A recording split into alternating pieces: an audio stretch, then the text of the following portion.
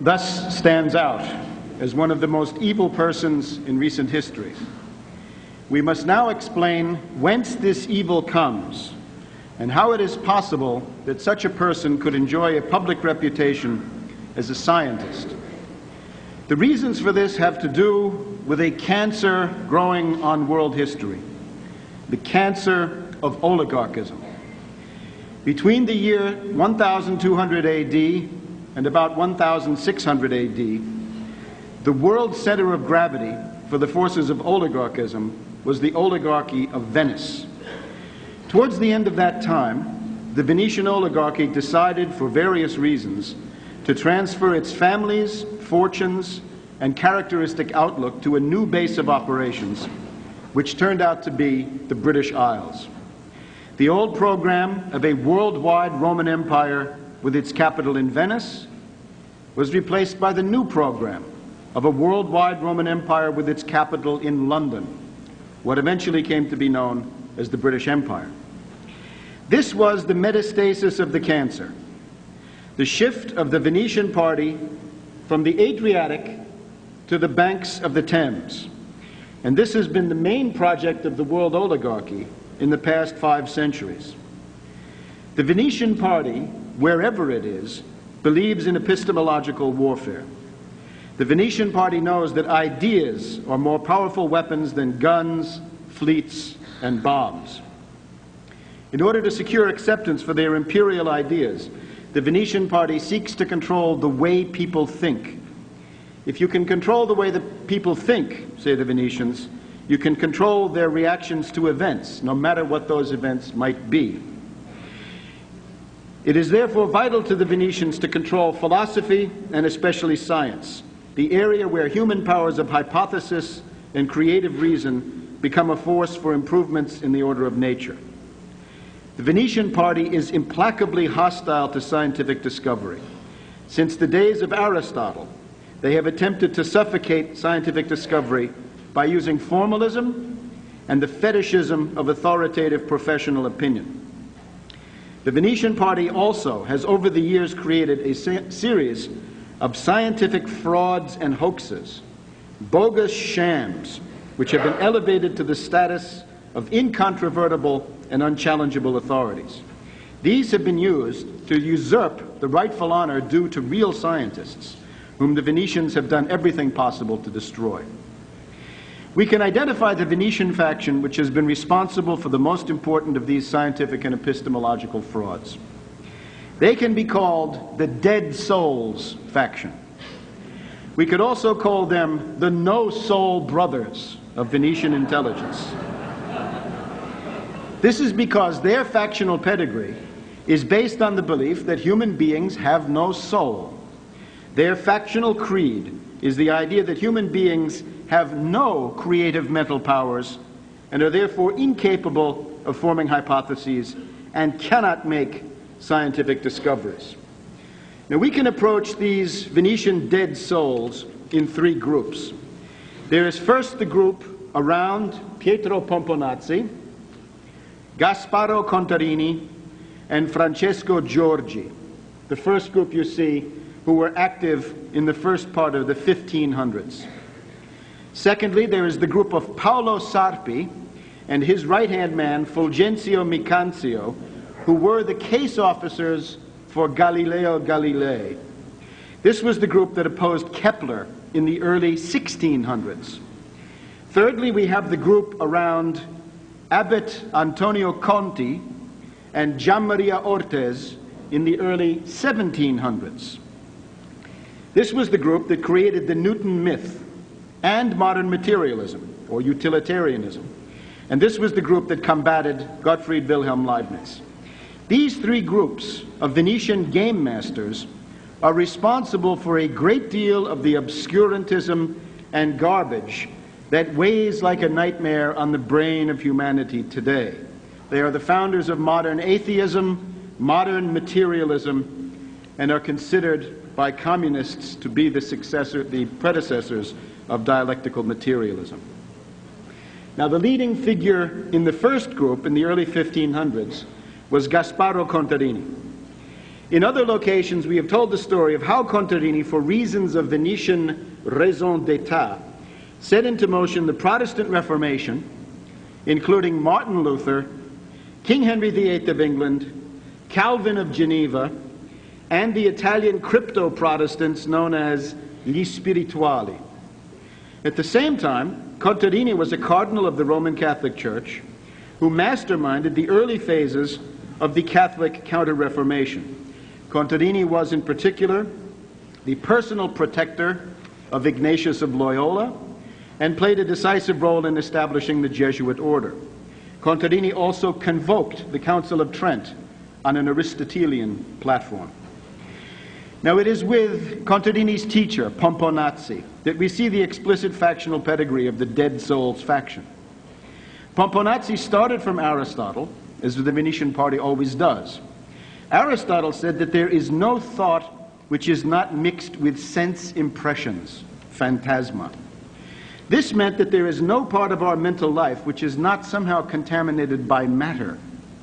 For Pomponazzi, this proved that the soul does not exist, since it has no immaterial substance. Contarini warned Pomponazzi not to take this matter any further, but he also remarked that the only time the existence of the soul is really certain is when the person is already dead. For Contarini, as a practical matter, there is no empirical human soul that you can be aware of while you're still alive. Now, Francesco Zorzi was the envoy of this group to Henry VIII, to whom he became the resident sex advisor. Zorzi illustrates the typical profile of a Venetian intelligence operative in the early 1500s. He was a Franciscan friar, but his main occupation was black magic of the Rosicrucian variety. He was a conjurer, a necromancer, an apparitionist. If you think of Christopher Marlowe's Dr. Faustus conjuring up the devil, you have the portrait of Zorzi. Now, this is not a good model for the science nerds of any age. As the 1500s turns into the 1600s, this profile began to present serious drawbacks and limitations. Until about 1600, the posture of the Venetian Party towards science was one of more or less open hostility, favoring black magic. But in the early 1600s, the group around Sarpi succeeded in changing their public profile from being the enemies of science to being the embodiment of the most advanced and sophisticated science. For several centuries after this, the Venetians would work inside the scientific community to take it over. They would claim to represent the highest expression of scientific values. In this way, they could institutionalize the dead hand of formalism, the fetishism of authority, and irrationalism, so as to stifle the process of discovery. The chief of Venetian intelligence in this period, who made this possible, was Paolo Sarpi. Sarpi and his friend Fulgencio Micanzio were Servite monks. Sarpi was part of an important Venetian salon of the day, the Ridotto Morosini, which met for discussions in the palace of the Morosini family on the Grand Canal.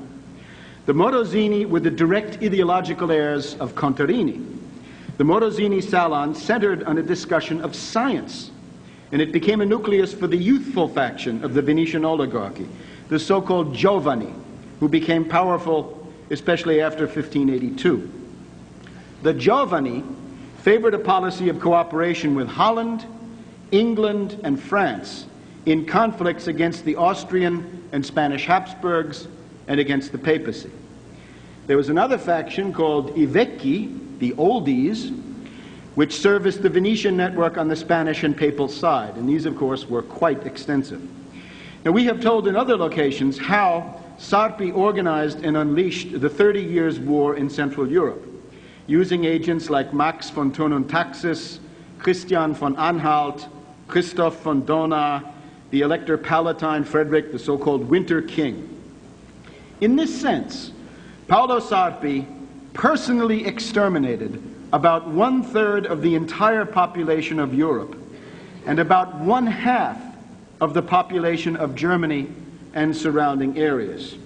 Sarpi also caused the assassination of King Henry IV of France, when Henry opposed Sarpi's designs and exposed him as an atheist. Paolo Sarpi, as we can see, is a worthy predecessor for Bertrand Russell. Now, Sarpi in his own time was most proud of his reputation as a mathematician. One contemporary wrote of him, "I can say about him without any exaggeration whatsoever that no one in Europe excels him in his knowledge of the mathematical sciences." Who thought that? That is the view of Sarpi held by Galileo Galilei. Sarpi had companions in the Ridotto Morosini during the 1590s. There was the influential mystic Giordano Bruno. Starting in 1592, there was also a professor of mathematics who taught at the nearby University of Padova between 1592 and 1610. This was Galileo Galilei, originally a Florentine.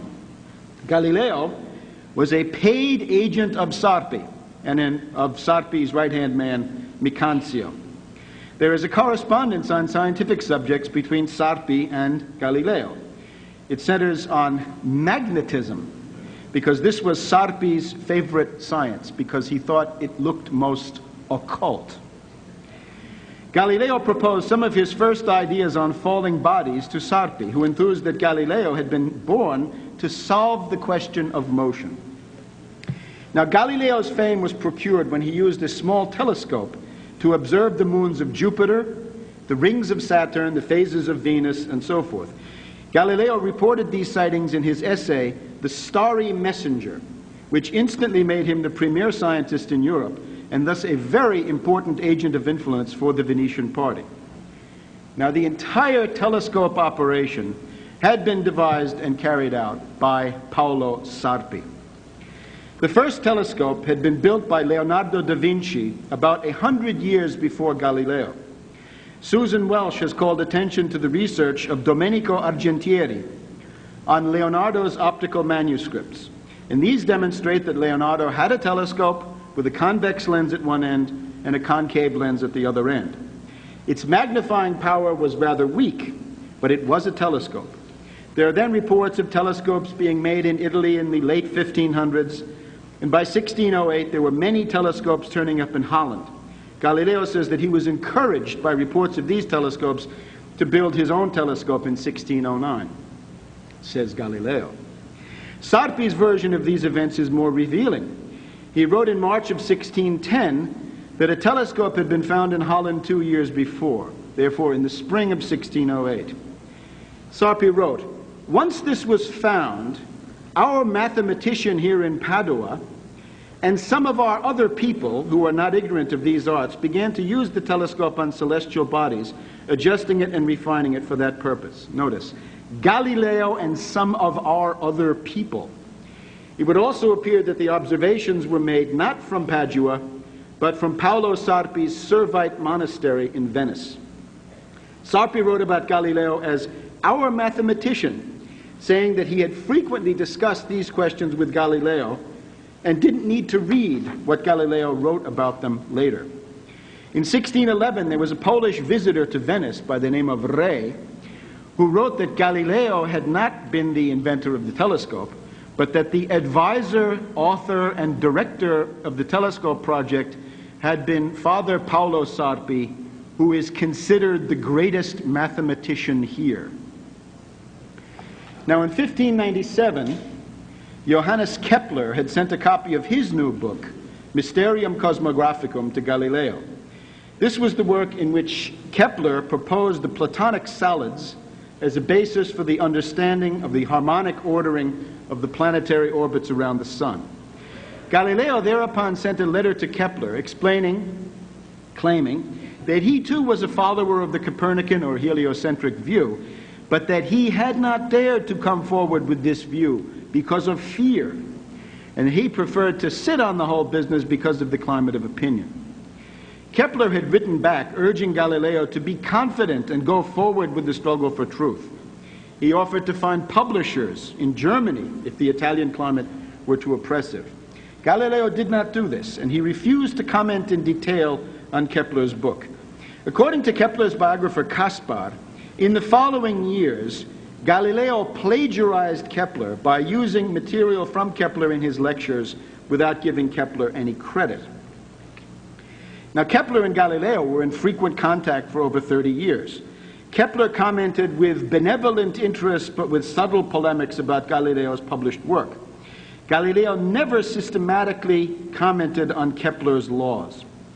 In 1609, Kepler published his Astronomia Nova, expounding the first and second laws of planetary motion, that the planets move in ellipses of which the sun is one focus, and that the planets sweep out equal areas in equal times between themselves and the sun as they revolve. In Galileo's dialogues on the two great world systems, published in 1633, therefore much later, Kepler is hardly mentioned, while the discussion centers on Copernicus, with his perfect circle orbits of the planets around the sun, which of course had no hope of accounting for the observed position of the planets. And at the end of this dialogue, one of Galileo's characters says that he's surprised that Kepler is so puerile as to attribute the ideas of tides, the tides, to the attractions of the moon. Now, during the first years of the pontificate of Pope Urban VIII Barberini, Galileo was the semi-official scientist for the Pope. But in 1631 there was a political change when the Swedish Protestant army of Gustavus Adolphus fought its way through Germany, reached the Alps, and seemed ready to sweep down on Rome. Urban VIII turned abruptly from a pro-French policy to a pro-Spanish policy. The Spanish ascendancy is the backdrop for the trial of Galileo, carried out by the Dominicans with Jesuit support. Some years earlier, Sarpi had forecast these events, saying that if Galileo insisted on leaving Venice to go to Rome, the Jesuits and others were likely to turn the question of physics and astronomy into a theological question, so as to condemn Galileo as an excommunicated heretic and force him to recant all his views on this subject. Sarpi in 1616 seemed to have a pretty good idea of what was going to happen 15 years later, well after his own death. And of course, for Galileo, this trial was one of the greatest public relations successes of all time. This was Sarpi's plan. Now, Sarpi's philosophical and scientific writings were not published until after World War II. These are the Pensieri, or Thoughts, and the Arte di ben pensare, the art of thinking well. Sarpi's achievement for Venetian intelligence was to abstract the method of Aristotle from the mass of opinions expressed by Aristotle on this or that particular issue. In this way, sense certainty could be kept as the basis of scientific experiments, and Aristotle's embarrassing, outdated views on certain natural phenomena could be jettisoned. This allowed the Venetians to preserve the essential Aristotle, even as they attacked the Aristotelian or peripatetic school, say, the Jesuits of the Collegio Romano in Rome, where the education was to read Aristotle and comment on it. These writings by Sarpi have not been translated, but if you want to become familiar with them, you can read Sir Francis Bacon. The Bacon-Hobbes ménage was in close touch with Sarpi and Micancio. Another way to read about Sarpi is to read Locke. The problem is that Locke takes about 1,000 pages to write what Sarpi put down in about 30. Okay. In this art of thinking well, Sarpi starts, of course, from sense perception and sense certainty. He says that the impression made on our sensory apparatus by outside objects has got to be distinguished from those outside objects. And he points especially to tastes, odors, sounds, which he thinks are a matter of our nervous system, not existing in outside reality. There's a different category of ideas of quantity, size, and time. These are thought to be objective. In the same manuscript, Sarpi lists the immortality of the soul as one on a list of wrong ideas. Sarpi repeats the argument of Pomponazzi, that since there is no knowledge without sensations, the soul dies with the body. So again we have the trademark of the Venetian dead souls faction. Now, Galileo's epistemology comes straight from Sarpi. We can see this best in Galileo's 1623 essay, Il Saggiatore, the assayer, as it's translated. For Galileo, colors, tastes, sounds, and smells are mere words. They exist only for our bodies. And here Galileo makes the famous comparison of these to tickling. If you brush a feather over the soles of the feet or the armpits of a marble statue, you will not produce a tickle. But if you do this to a human being, you will cause that tickling sensation. So Galileo says that that is what these sense impressions do to us. They create something that's not out there, but it's in us, the tickle. Hoochie. So Galileo says, it's time to get rid of ears, tongues, and noses, odors, shapes, and sounds, and go for shapes, numbers, and motions. Objective, mathematical. And from this he proceeds quickly to a very reductionist theory of atoms, in which he explains that heat is the effect of fiery minims, or igneous atoms. The important thing is that Galileo's epistemology is identical with that of Sarpi. It is taken from Sarpi. And this is what Galileo means when he says, put aside Aristotle and read the truth in the book of nature, where it's written in mathematical characters. Now, Sarpi died in 1623. At that point, Galileo's case officer became the Servite monk Fulgencio Micancio. After Galileo had been condemned by the Inquisition, Micancio reminded Galileo of the assignment that he had received from Sarpi 20 years earlier, to write a treatise on motion. And, by the way, added Micancio, I have 258 pounds here for you. You can see this in the letters. Later, Micancio would procure Galileo a state pension of 60 scudi per year from the coffers of the serene, most serene Venetian Republic, who don't give away money very easily. Galileo responded to Micancio's orders with the 1638 Discourses on two new sciences, mechanics and motion. Now, how could Galileo be published? He'd been condemned by the Inquisition. He could not be published anywhere where the papal authority was strong. So Micancio arranged for Galileo's books to be printed by the Dutch Elsevier press in Leiden, Holland. In 1634, Micancio wrote to Galileo that he had been talking to an expert in science and philosophy. These were called virtuosi, virtuosos in the parlance of the day. And the virtuoso had said, well, Galileo has a lot of ability, but everything that he writes about is not new. It's already in Kepler. Indeed, Galileo wrote back that the correct answer to this is that although Galileo and Kepler may sometimes seem to agree about certain astronomical phenomena, my way of philosophizing, says Galileo, is so different from his. Now, in letters written in 1640, Galileo threw further light on his own scientific method. This was after he was condemned, but I think this is still sincere. Galileo complained that he had been misunderstood. Against all the reason in the world, I am accused of impugning peripatetic doctrine, Aristotelian philosophy, whereas I profess and am certain of observing more religiously the peripatetic, or to put it better, Aristotelian teachings than many others.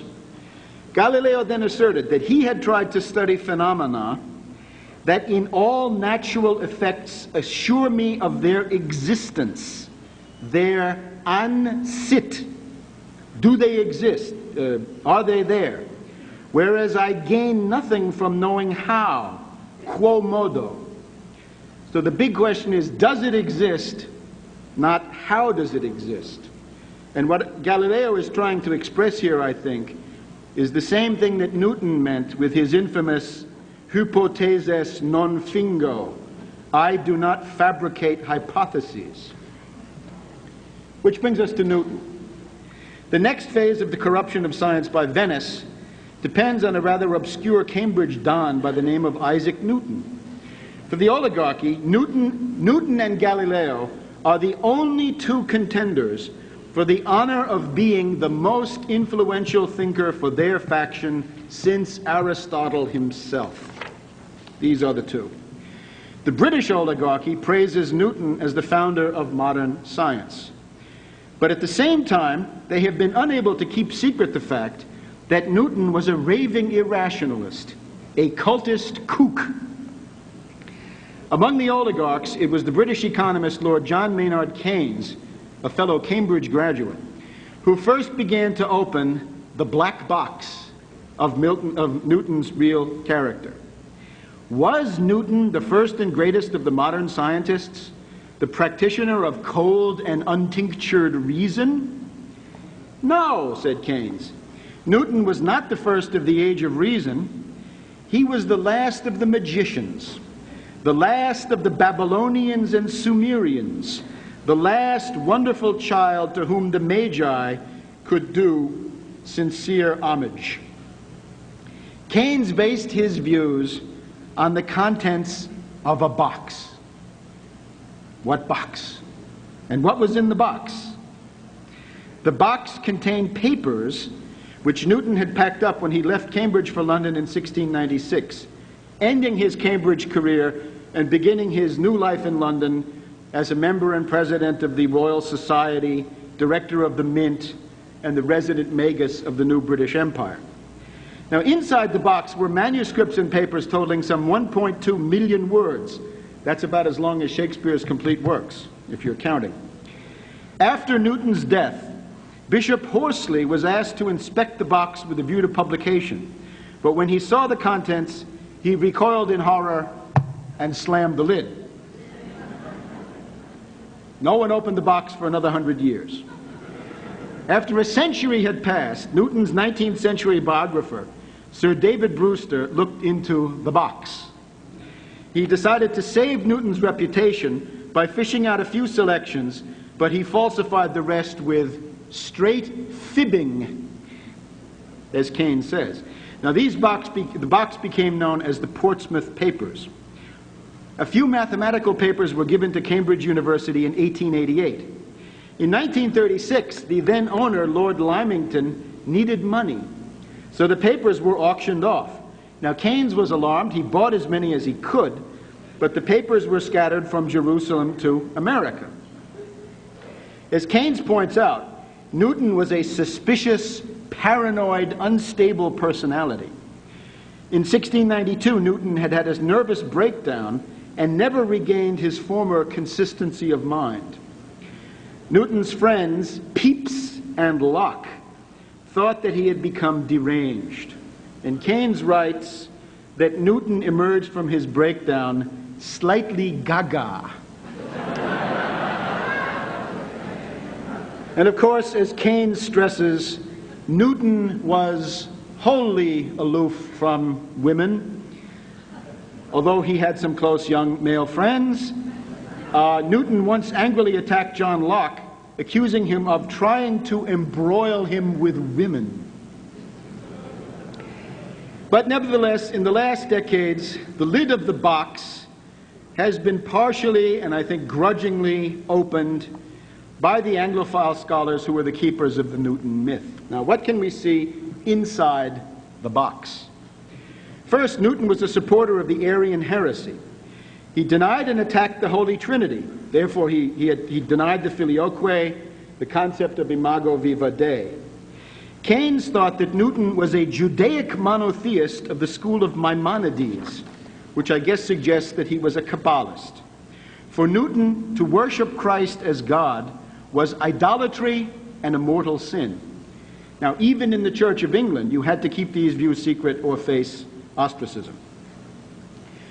Now, Newton's real interest was not mathematics or astronomy, neither one. It was alchemy. His laboratory at Trinity College, Cambridge, was fitted out for alchemy. Here his friends said, the fires never went out during 6 weeks of the spring and 6 weeks of the autumn. Now, what is alchemy?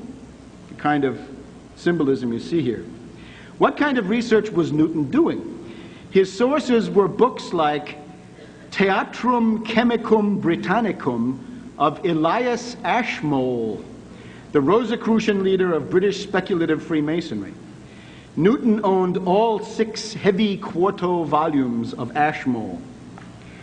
Now, the goal of the alchemists was the quest for the mythical philosopher's stone, which would permit the alchemist to transmute lead and other base metals into gold. The alchemists also hoped that the philosopher's stone would give them other magical powers, such as rejuvenation and eternal youth. That is Newton's picture of the philosopher's stone as he imagined it. Now, alchemy also involved the relations between the astrological influences of the planets and the behavior of the chemicals. One book that dealt with this was called The Metamorphosis of the Planets. Since the planet Jupiter had precedence among the planets, it also occupied a privileged position among the reagents of alchemy. Newton expressed this idea with a picture which he personally drew of Jupiter enthroned on the obverse of the title page of this book. Now, what were Newton's findings? Let's let him speak for himself. And I quote,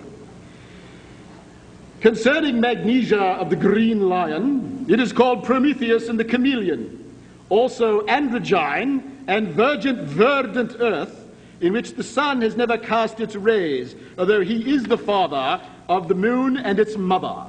Also common mercury, dew of heaven, which makes the earth fertile, nitre of the wise, instructio de arbore solari. It is the Saturnine stone." Now that seems to have been written in the 1670s.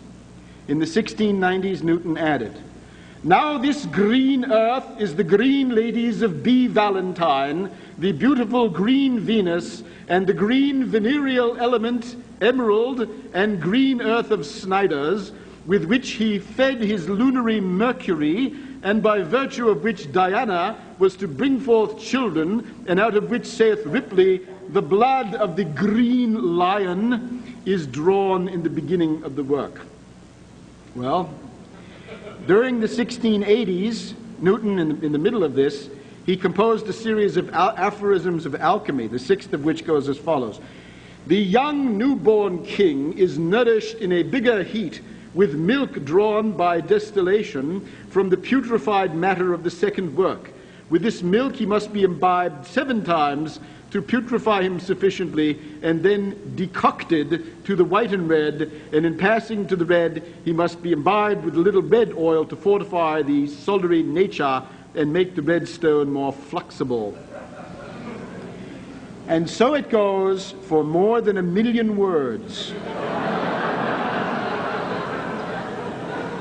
Written during the period of 20 years when he was supposedly writing Principia Mathematica. We have green lions. Green lions are the big ones, but androgyne, male and female principles, Pan, Osiris, and so on. It has been truly said that Milton probed the literature of alchemy as it had never been probed before or since, all the time supposedly writing his Principia. In addition, he had time to do the plan for King Solomon's temple and a chronology of biblical events which cut history by several hundred years. They were taken out and jettisoned. Now, what about Newton's supposed discoveries? Upon closer scrutiny, it turns out that he had no discoveries. We take the example of his alleged law of universal attraction, which states that the force of attraction between 2 point masses is equal to the product of the 2 masses divided by the square of the distance between them, times a constant. This is Newton's so-called inverse square law. Now, it has long been known that this was not really a new discovery, but rather derived from some tinkering from Kepler's third law. Kepler had established that the cube of a planet's distance from the sun divided by the square of its year always equaled a constant.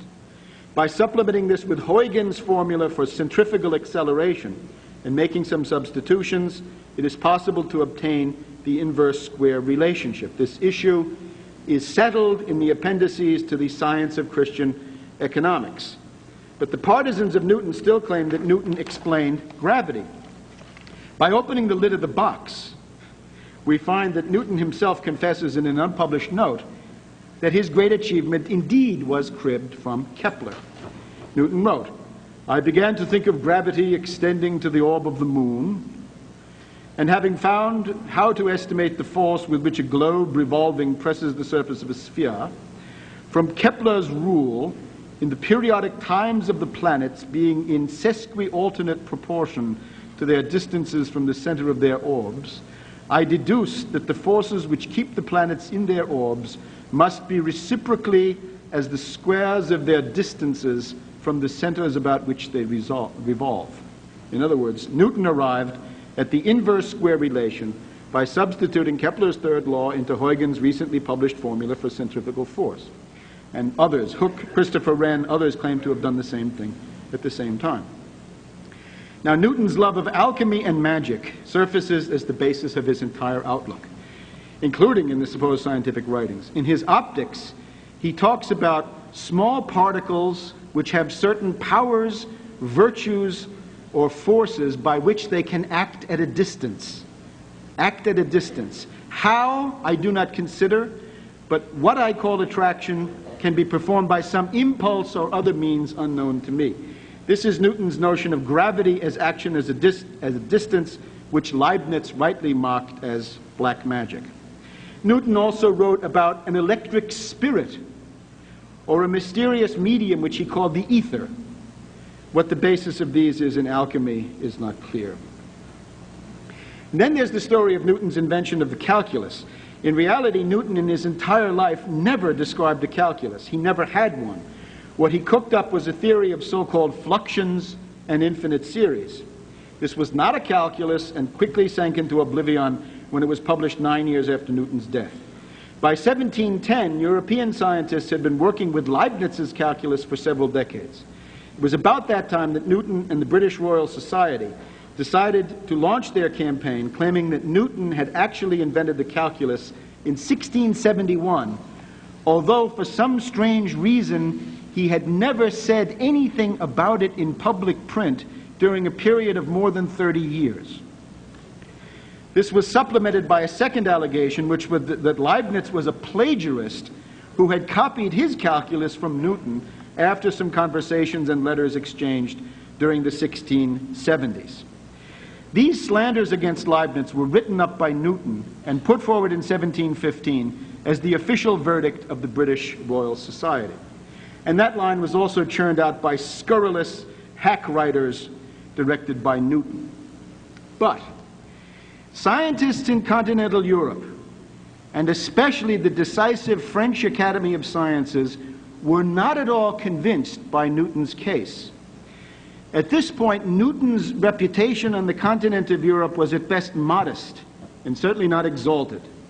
There was even resistance against Newton in England, with a hard core of 20 to 25% of anti-Newton feeling within the Royal Society itself. How then did the current myth of Newton as a scientist originate? The apotheosis of Newton was arranged by Antonio Conti of Venice, the center of our third grouping of the Dead Souls faction.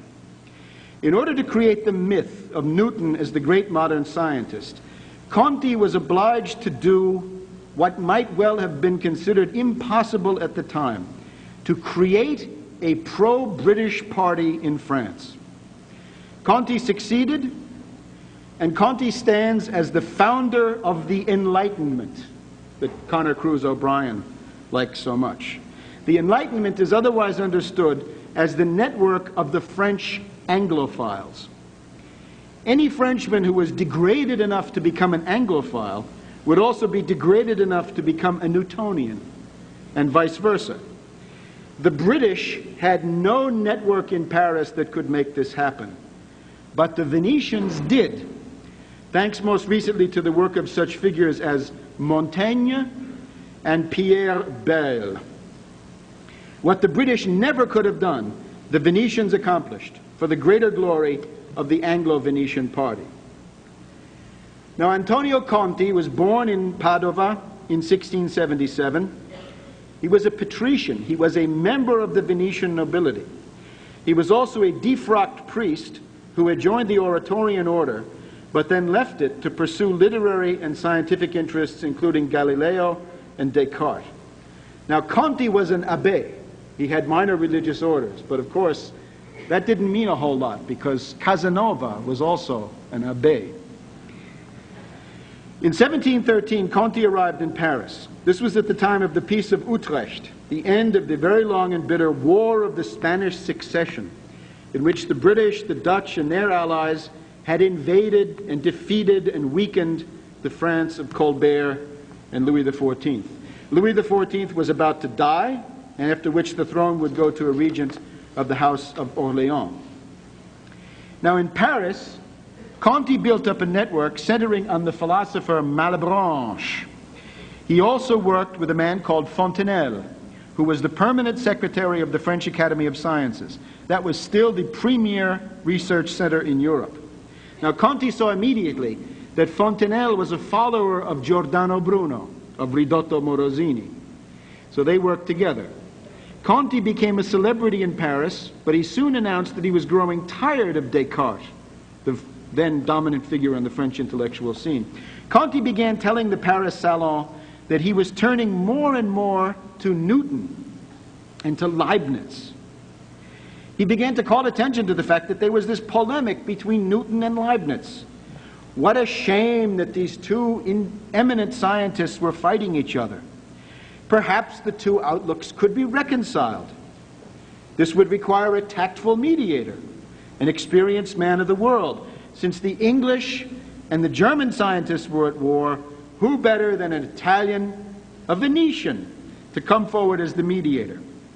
Perhaps such a subtle Venetian could also find a way to settle this nasty dispute about the calculus and propose a compromise platform for physics. Now, a solar eclipse was in the offing, and Conti organized a group of French astronomers to go to London and observe it. Probably the London fog would help to see the eclipse. With Conti's help, these Frenchmen would be made into members of the Royal Society, and when they got back to France, they would become the first French Anglophiles of the 18th century French Enlightenment. Now, before he left for London, Conti, with classical Venetian duplicity, wrote a very friendly letter to Leibniz, introducing himself as a supporter of Leibniz's philosophy. Conti claimed that he was going to London to support Leibniz, and he would defend the Leibniz cause in London just as he had done in Paris. Now, by 1715, of course, Leibniz's political perspectives were very grim, since his patroness, Sophie of Hanover, had died in May of the previous year. Leibniz was not going to become Prime Minister of England because the new British king was Georg Ludwig of Hanover, King George I. When Conti got to London, he began to act as a diabolical agent provocateur. He turned on his magnetism, and he charmed Newton. Newton was impressed by his guest and began to let his hair down. Conti told Newton that he had been trained as a Cartesian. "I was myself, when young, a Cartesian," said the sage wistfully, and then added that Cartesian philosophy was nothing but a tissue of hypothesis. And of course Newton didn't like hypothesis. Newton confessed that when he read his first science book, it was an astronomy book, but he couldn't understand it. He read a trigonometry book, couldn't understand that, picked up Descartes and understood it very well. Now, with the ground thus prepared, Conti was soon a regular dinner guest at Newton's house, apparently 3 times a week on average. Conti also had extensive contacts with Edmund Halley and with Newton's local parish priest, an anti-Trinitarian called Samuel Clarke, and with other self-styled scientists. Conti also became friendly with Princess Caroline, the Princess of Wales, who had been an ally of Leibniz. Conti became very popular at the British court, and by November 1715 he was inducted by Newton as a member of the Royal Society. Now, Conti saw that Newton, as a kook, represented the ideal cult figure for a new obscurantist concoction of deductive, inductive, pseudo-mathematical formalism masquerading as science.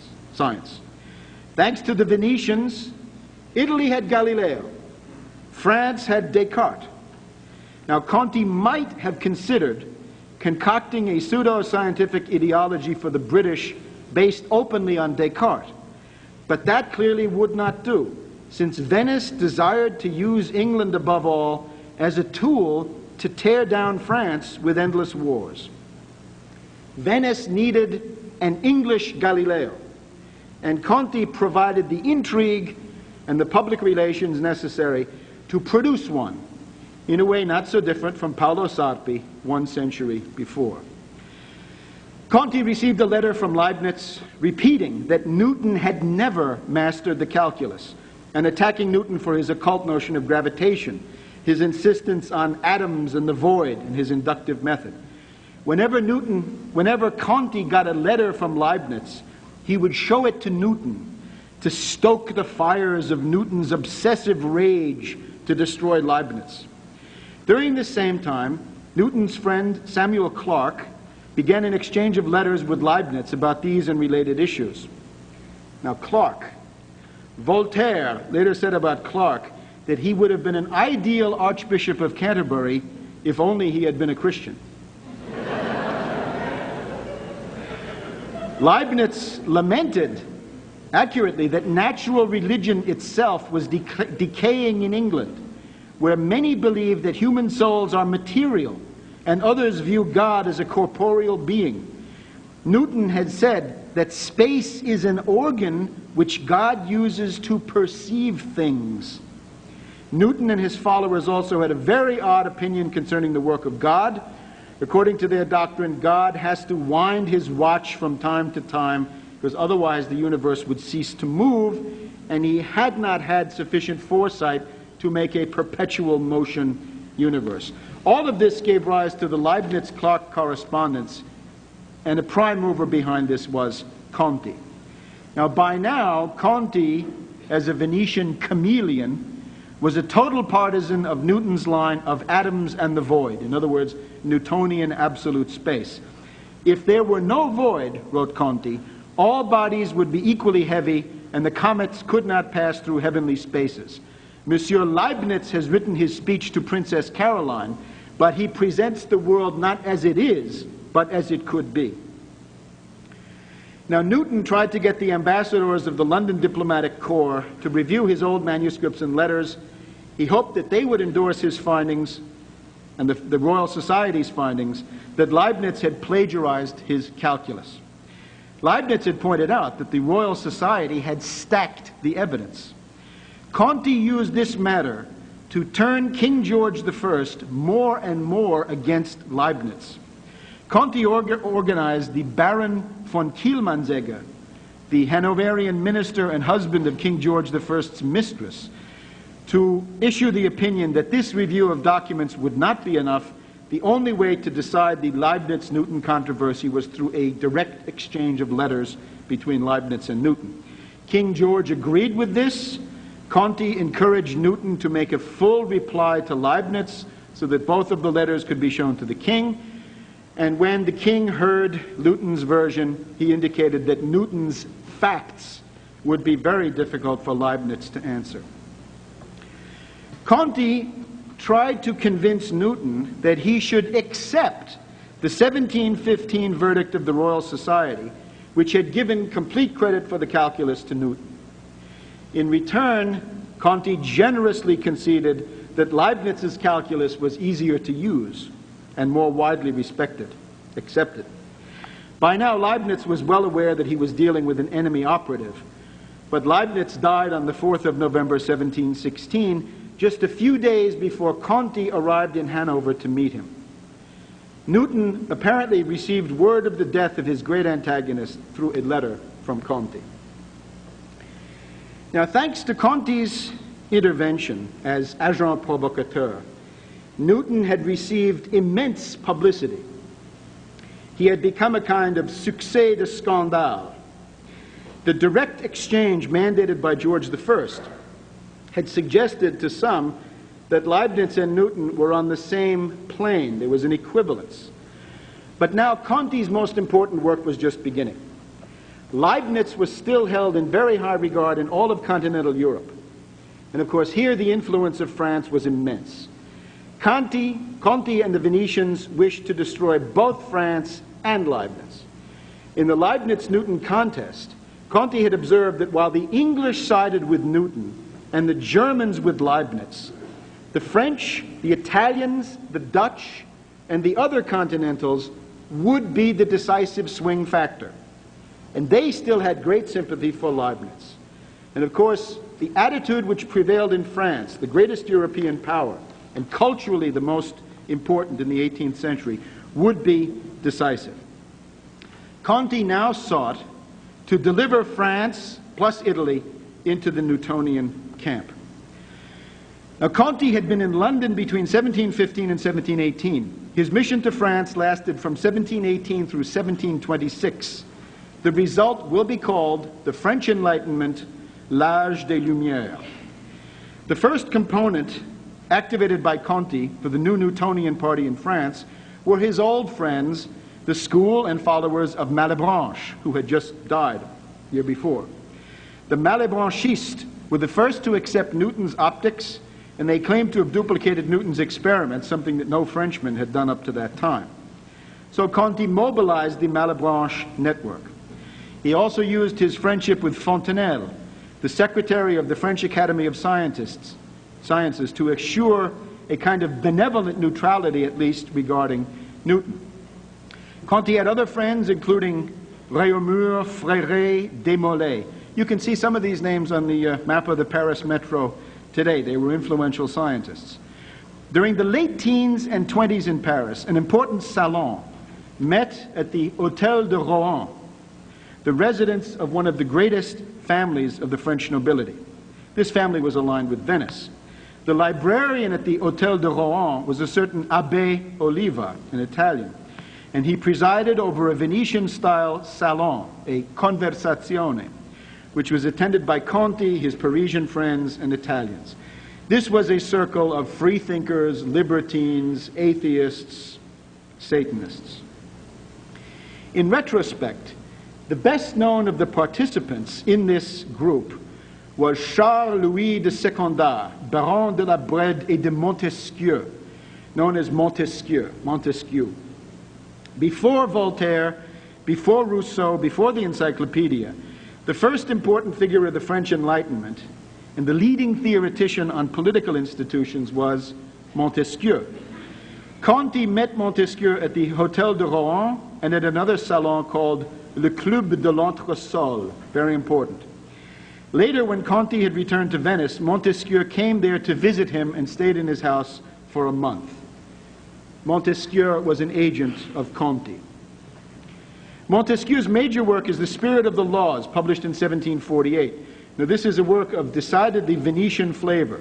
It talks about monarchies, republics, despotisms as the three forms of government. It talks about other political themes. Montesquieu took most of his ideas directly from Conti. Conti had written a profile on France called Historical and Political Discourse on the State of France between 1700 and 1730. In his treatise, Montesquieu points out that France has an independent judiciary, the so-called parliaments, which became the main focus for Anglo-Venetian destabilization going into the French Revolution. Montesquieu was the first important French writer to raise the theme of Anglophilia. He praised the allegedly constitutional monarchy of Britain as the ideal form of government. And with this, the pro-British bent of Conti's Enlightenment philosophe is established. The ground was being prepared for Newton. Now, one of Conti's other friends from the Hôtel de Rohan was a Jesuit called Tournemine, who was a high school teacher. And one of his high school teachers had been a young libertine by the name of François-Marie Arouet. And this young kid had been so stubborn and incorrigible and headstrong that the parents and teachers called him le volontaire, which means self-willed or misbehaved. And gradually, Volontaire was shortened to Voltaire. And French literary historians are instinctively not friendly to the idea that the most famous Frenchman in history was a Venetian agent working for Conti. But the proof is convincing. Voltaire knew Conti personally. He knew Conti's works. Conti is referred to a number of times in Voltaire's letters. In one letter, Voltaire admiringly writes an anecdote about Conti and Newton. And in this, Conti says to Newton, "You're about to get angry with me, but I don't care." Voltaire admired this very much. "I agree with Conti," says Voltaire, "that all geometry can ever give us are about 40 useful theorems.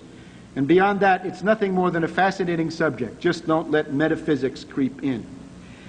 Conti also shares Voltaire shares Conti's view of the so-called Spanish conspiracy against Venice in 1618, allegedly masterminded by the Spanish ambassador to Venice, Count Bedmar.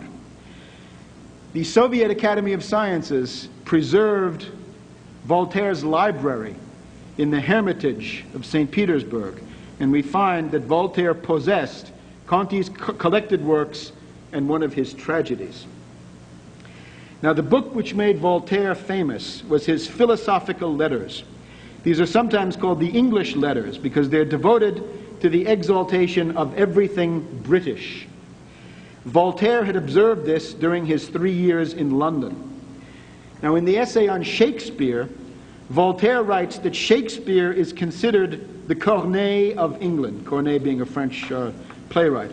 Now, that is a direct quote from Conti, taken from the headnote to Conti's tragedy Giulio Cesare, which had been published in Paris in 1726. Voltaire's view of Shakespeare was that he was sometimes inspired but barbarous and crazy for not respecting French theatrical conventions. And this is exactly what Conti also thought. So we can thus associate Conti with Voltaire's first important breakthrough, the point where Anglophilia becomes Anglomania in France. Most important, Voltaire's philosophical letters center on the praise of Newton. There are chapters on Bacon, on Locke, but 4 chapters on Newton, and these are the guts of the work. For Voltaire, Newton was the first discoverer of the calculus and the dismantler of the Descartes system. Newton's sublime ideas and discoveries have given him the most universal reputation. Voltaire also translated Newton directly and published a book, The Elements of Newtonian Philosophy. Now, the philosophical letters were not popular, they were condemned, and Voltaire had to hide in the libertine underground for a while. He then began work on another book, The Century of Louis XIV. Now, the idea here was simple: exalt Louis XIV in order to attack the current king, Louis XV, by comparison. And this is an idea which is coming out of Conti's manuscripts, that profile that I mentioned before. Louis XV, of course, was one of the main targets of these Anglo-Venetians. In 1759, Voltaire published his short novel, Candide, a distillation of Venetian cultural pessimism, expressed as a raving attack on Leibniz through the vicious caricature, Dr. Pangloss. Towards the end of the story, Candide asks Pangloss, "Tell me, my dear Pangloss, when you were hanged, dissected, cruelly beaten, forced to row as a galley slave, did you still think that everything was for the best, in the best of all possible worlds?"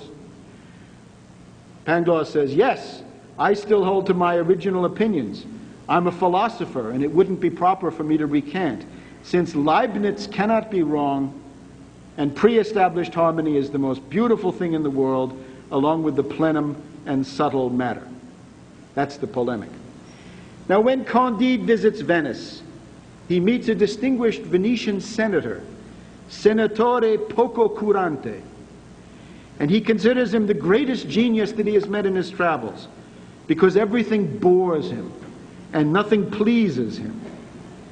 And Senatore Poco Curante is clearly a figure for Abbot Antonio Conti. He's the one who said to Newton, "Non me ne curo, poco curante." I don't care, I'm bored. Conti later translated one of Voltaire's plays into Italian. Now, Conti's influence does not end here. His discussion of the supremacy of the sense of touch among the senses comes back in the writings of the French Enlightenment philosopher Condillac. Echoes of Conti have been found in Jacques the Fatalist by Diderot. And then there is Buffon, who published Newton's book on fluxions in French. More research is simply likely to demonstrate that the ideas of the French Enlightenment come from the Venetian Conti.